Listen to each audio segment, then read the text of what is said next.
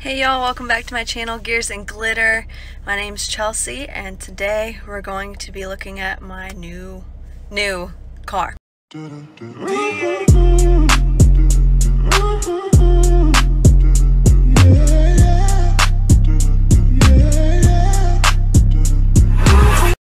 So I've kind of already leaked out that my car is a Mercedes-Benz. I've done all my research on all the cars that are V6 because I wanted a V6 turbo. This one is a V6 twin turbo and it's new, it's updated, it has all the bells and whistles that I wanted. I wanted technically to feel like I had a new car, not just like, I mean it's used, but I wanted it to seem like a newer car, like, you know, like, because I'm buying a new car, I want it to be new and not be some rust bucket. And at least newer than the Genesis was. It was a 2012 and it did have Bluetooth, it had all that stuff, but it did kind of get irritating driving it sometimes. So this one, so I decided to get an automatic, but I did want paddle shifters as I stated in the last video, so I did get paddle shifters, and it's pretty cool because it feels like I'm playing Forza the whole time. And before I give away what model this is, I do want to go through why I chose this car. I already stated that I want a V6 twin turbo, but it's also in the price range. The repairs have already been done, like the recalls, those have already been taken care of, so it's just going to be like oil changes, normal wear and tear that I'm gonna have to replace. And the main thing that makes this car expensive, quote unquote, for these is because the parts I was looking at, it's the same more or less than the Genesis, which is ridiculous because this is known to be like an expensive car, but the parts are equal or lesser value than the Genesis, so that's good. But the only thing that makes it expensive is if you go to the dealership without like warranty or something, then they'll charge you out straight out of the gate. Watch it. The hell? We're just gonna start straight out in Sport Plus mode, and that one you can either leave it auto or you can do paddle shifters, and it has more like of an open exhaust, so I don't know if I have cutouts or what. I need to research a little bit more. This girl behind me basically almost rear-ended me. I freaking wish it would. But yeah, and this is the steering wheel, Sport Plus mode. I'm getting ready to go so you can hear a little bit of the exhaust notes. It sounds amazing, especially for stock.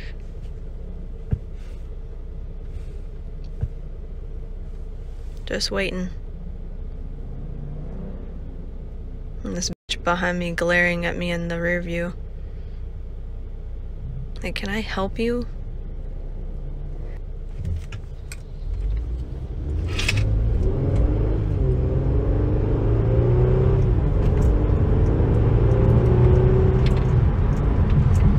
And that's not, obviously my foot's not all the way on the gas because I'd like to be able to use my paddle shifters, and I can't do that if I'm videoing this for you guys. So maybe later on I can get a little camera holder and I'll be able to actually show you guys what this baby can do. But she definitely puts you back in your seat for sure, especially for being stock. I was really impressed, and that's what kind of sold me. Now, I originally test drove the E400 Coupe, and that one, I loved how it sounded, so that's what kind of sold me on the V6 twin turbo with a Mercedes. But I remember when I was test driving it, I sat up in it and I knocked my forehead. Given I have a 5 head, but I knocked my forehead on the roof, so that was a no. This is my steering wheel that I've been posting. And it is a flat bottom steering wheel, which I love. It gives it more of a sporty look, even though it is a 4-door. C-Class, and the paddle shifters here. You can go through on the dash. You can see the song on the dash, or you can go through other options to make whatever you want to see visible on the dash. So I like that that's customizable. You can change the song on the dash. I wasn't able to really do that with the Genesis. Or I'm sorry, with the steering wheel. I wasn't really able to do that with the Genesis, which was something that really was annoying. What else? Answer calls. You can actually pause the music or mute it from here, which I really like. I didn't have the Genesis. Like I said, I don't know if that's normal for newer cars to have that. So these are usually push to start. This is probably part of why my car was like a little bit cheaper. It is missing a couple of things. So it's usually push to start, but you can get the insert. And I have ordered that, but without that, then you would just do this and you would just turn it. My finger is so, and you just turn it on. So I'm gonna go ahead and take that out. Can do it here. So I put my key in the ignition and the steering wheel comes down. I haven't even turned it on yet. There's that. I'm gonna go ahead and start it.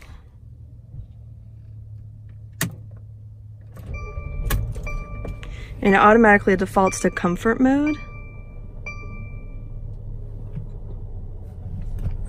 Like your regular style luxury car on, and that defaults to that every time, and it defaults to having where it automatically at a stop after you've been driving. Like if it's in drive, it'll turn the car off, and then when you take your foot off the brake, it'll start going again. And I cannot stand that, especially with a turbo car. I don't think that's very good for the car. Just logically speaking, I can't see how that would be. It's supposed to be like an eco mode, but it's great that you're saving gas and not putting out fumes, but you're also destroying your car. So I always turn that off, and actually make it really easy to turn that off. They have a button right here, so you can just turn that off there. The agility select is how you go from sport mode and whatnot, and it's just like a little button. So going down, you can see on the dash it goes eco, and it has like a little display. Let's see, comfort.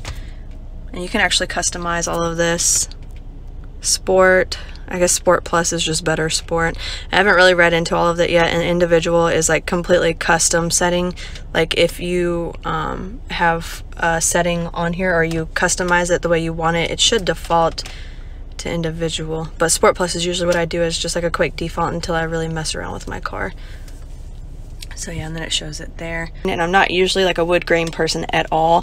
It just reminds me of like grandpa and grandma car. But I do like the black because obviously I love black. It's like my favorite color.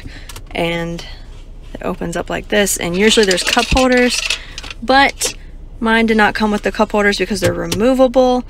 It's supposed to, but I think maybe when it got traded in, the previous owner like probably threw them out. So I did have to buy those. Those are coming in. Again, you see like the little jet engine style AC vents. I do really like those. And you can go through it with the turn dial. It's not touchscreen. That doesn't really bother me at all because I don't like mashing it over and over again. Passenger side has virtually all the same stuff. There are cup holders in the side door, and then the interior looks fantastic. There's the back seat.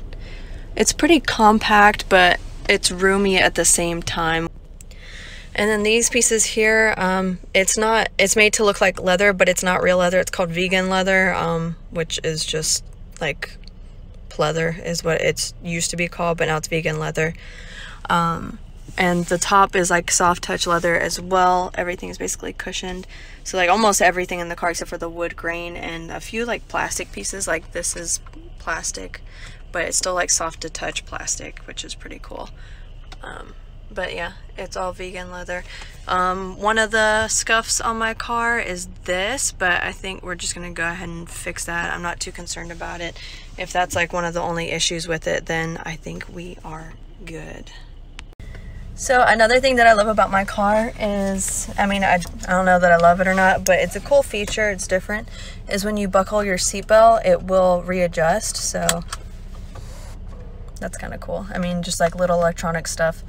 Not really that big of a deal. It's kind of like going back to the 90s, kind of when the seatbelt holder would come out, you buckle it and then it goes back. So, I mean, it's kind of like an updated version of that, but it's different.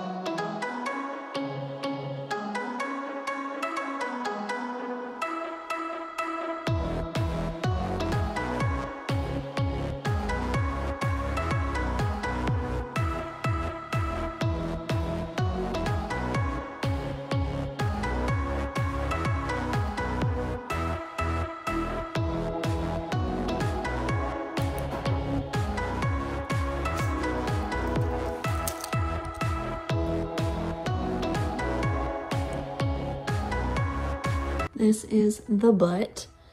I'm like backed into the garage, but let's see. Usually there's a thing you can do where you kick your foot underneath it. And I think all new cars do this.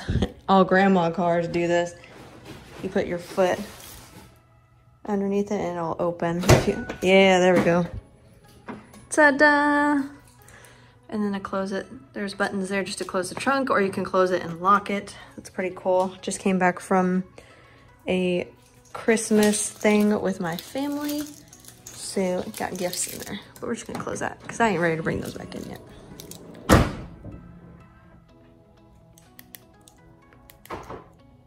There we go. There she is.